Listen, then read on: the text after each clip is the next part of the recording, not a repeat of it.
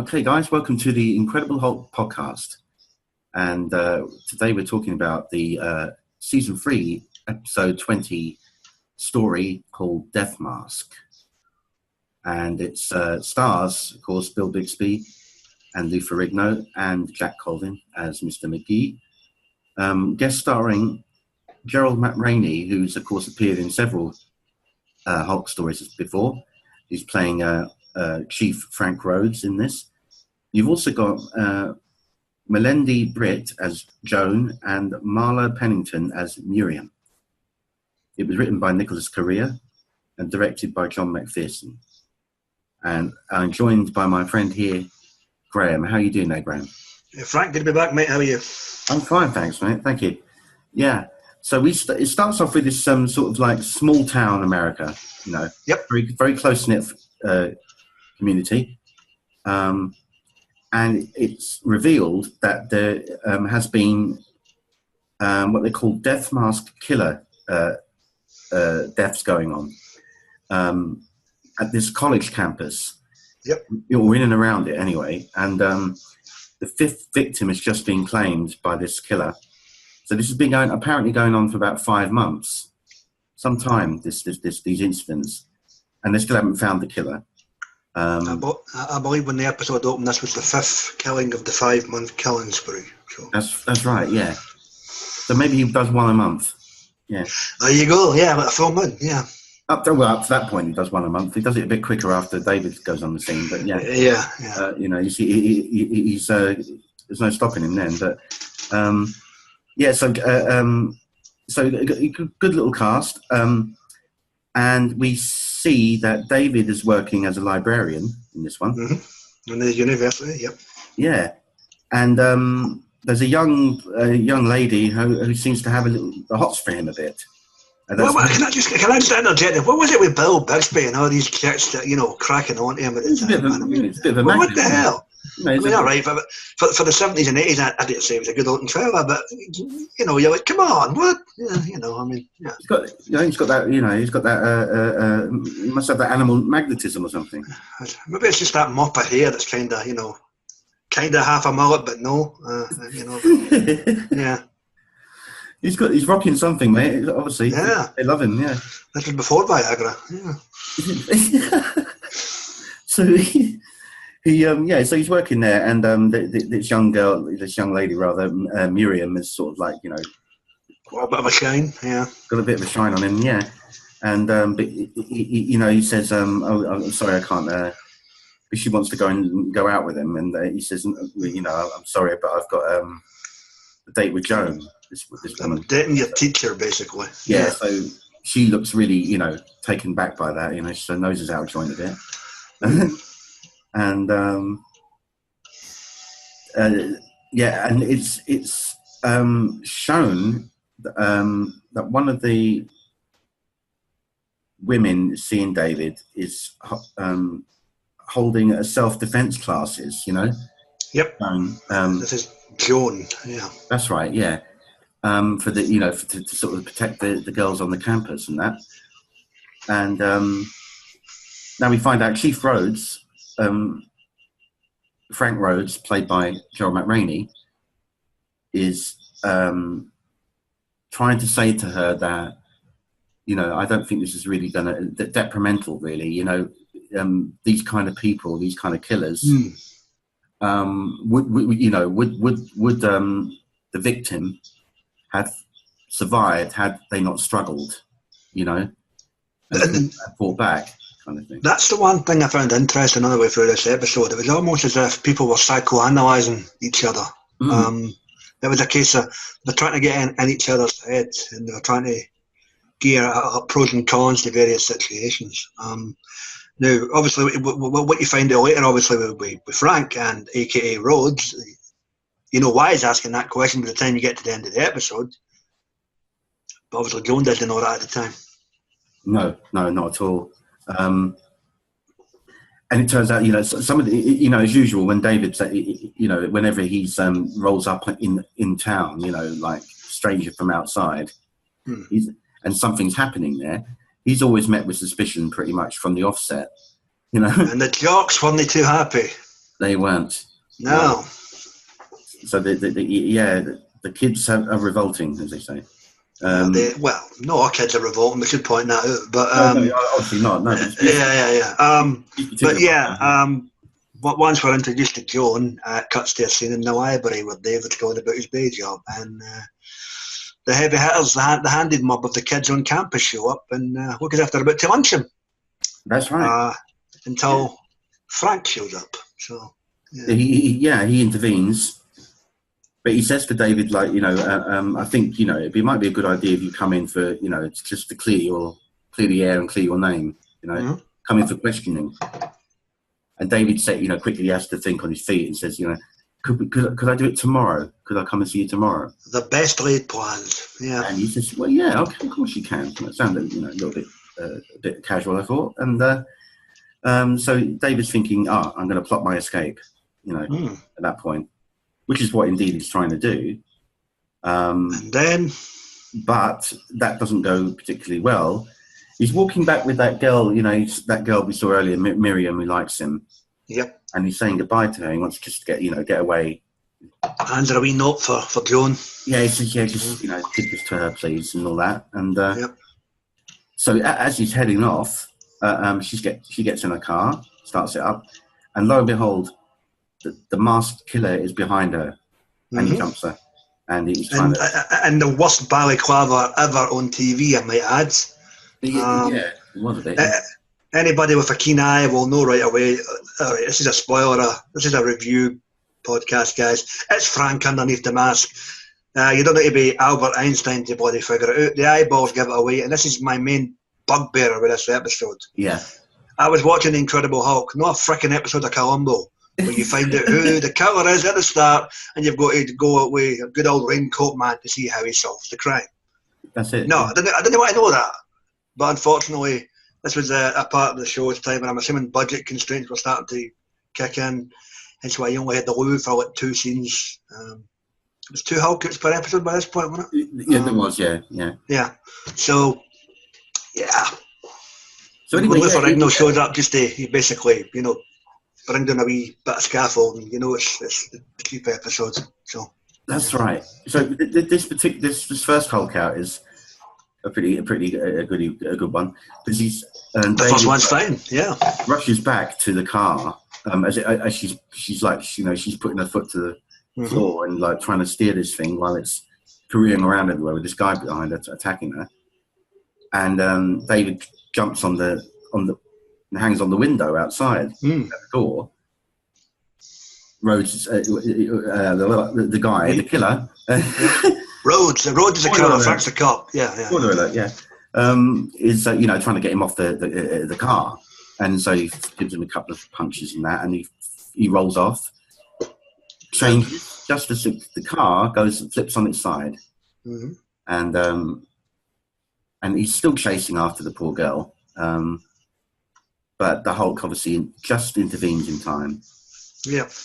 And what the interesting bit here, of course, is when he obviously when the Hulk hears the cops come, off he goes. Yeah. He's always off, yeah.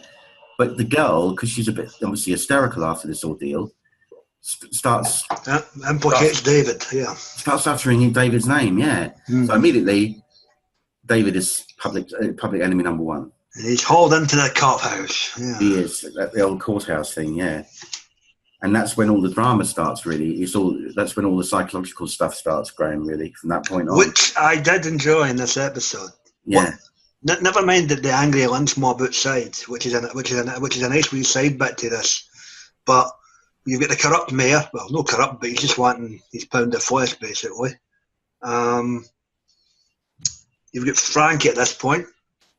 And then when the interrogation starts in the interview room, it's almost as if instead of the whole good cop, bad cop, horny cop routine, it's almost as if it flips, and David inadvertently becomes the psychiatrist to Frank.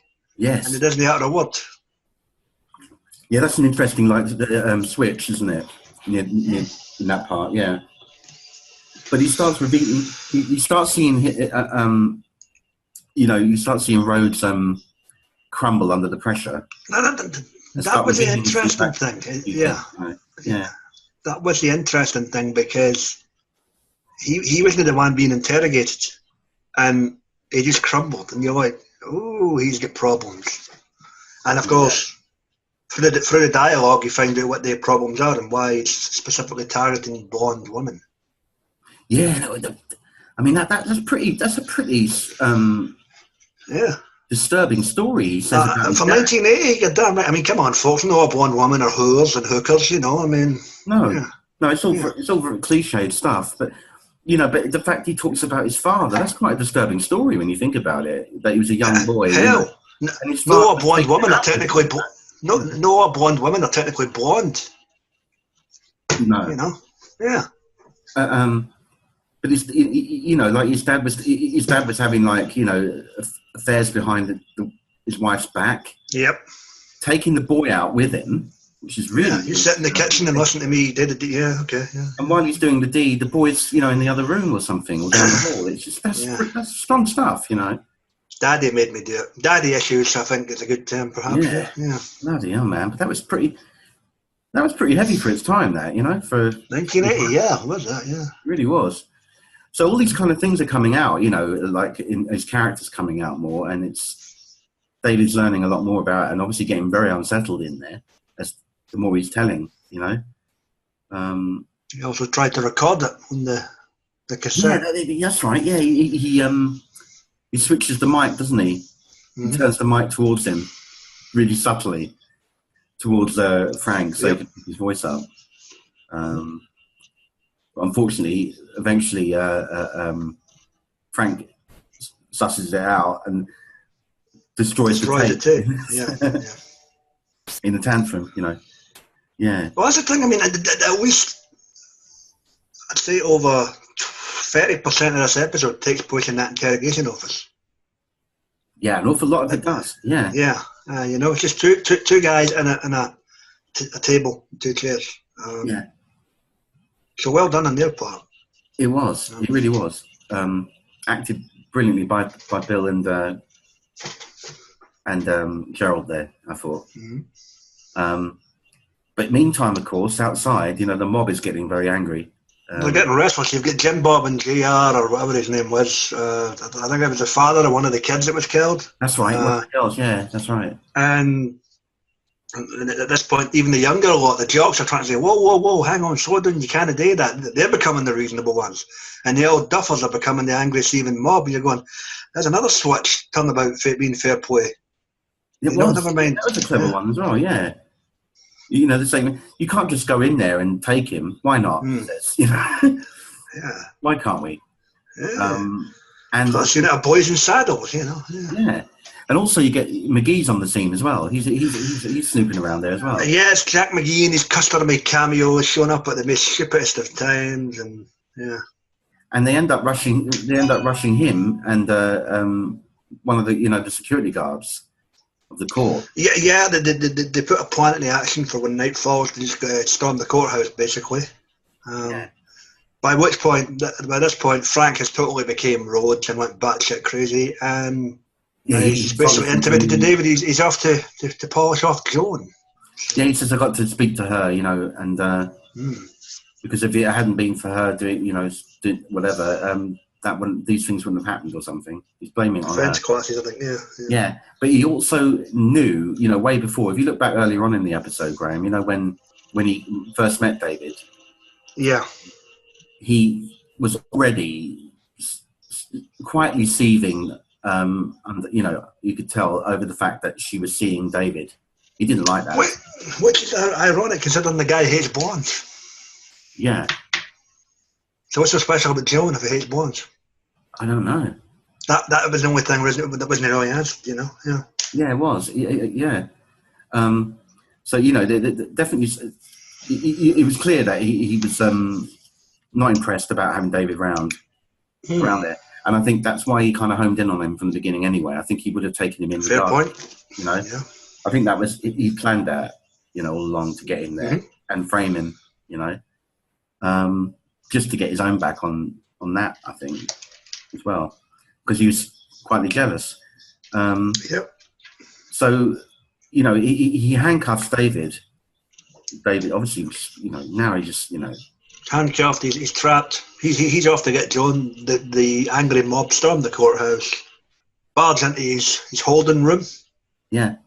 Pin him down, and up pops Lou. Up pops Lou and throws them all flying, and busts through the wall. Meanwhile, of course, Rhodes has got. I don't know how he managed to do a quick costume change into the black gear again. Sometimes on TV, you've just got to suspend your disbelief. So anyway, he's managed to do a quick change into his black gear and his balaclava. Wonder Woman, yeah.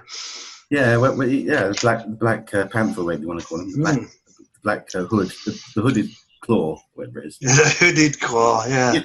He's off after Penelope pitched up. Yeah, there you go. Now, what's interesting here, though, Graham, is after all that self-defense class she's done, really use any of it on him, did she? Yes and no. She struggled. Yeah. Very badly, but then when the Hulk was running towards them, she managed to fend him off, whereby he tried to climb that metal framework. Yeah, it's like a scaffolding, yeah. Isn't it? Yeah.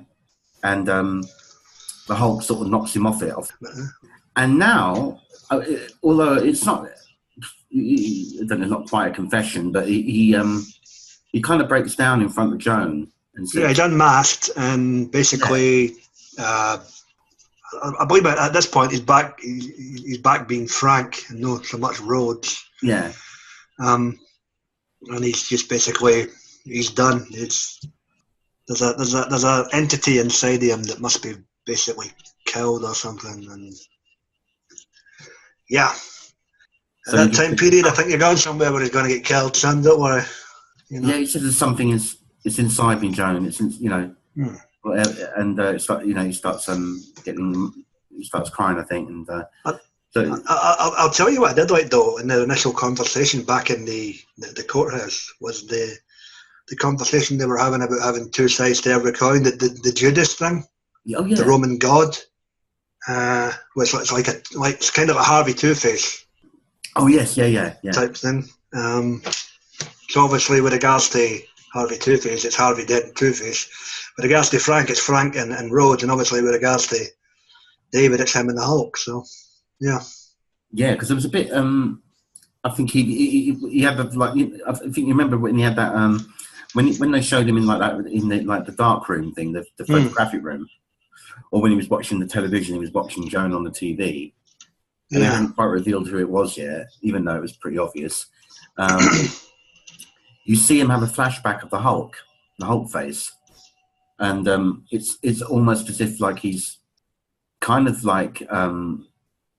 relating to the Hulk in him, the creature in him that he can't control, the killer in him, and it was as if he had something in common with him.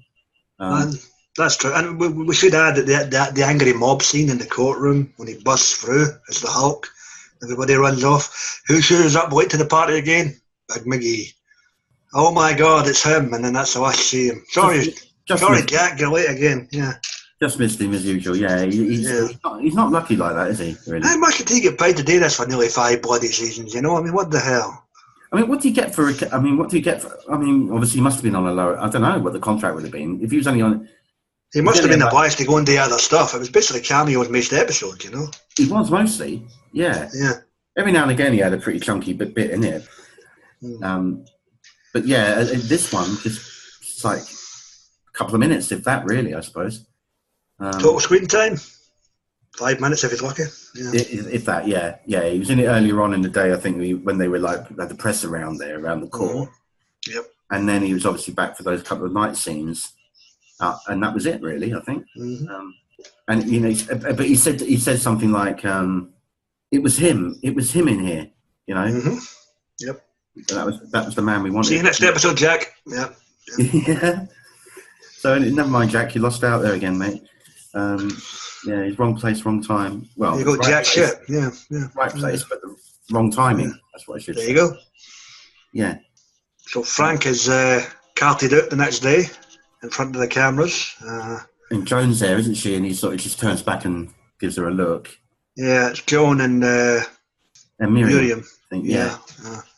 And obviously at this point, David just hightailed it out of there, saying goodbye, obviously for the best considering the circumstances. Oh, yeah. They've got their closure, and then it's the usual come the end of the episode. Giza left. Yeah.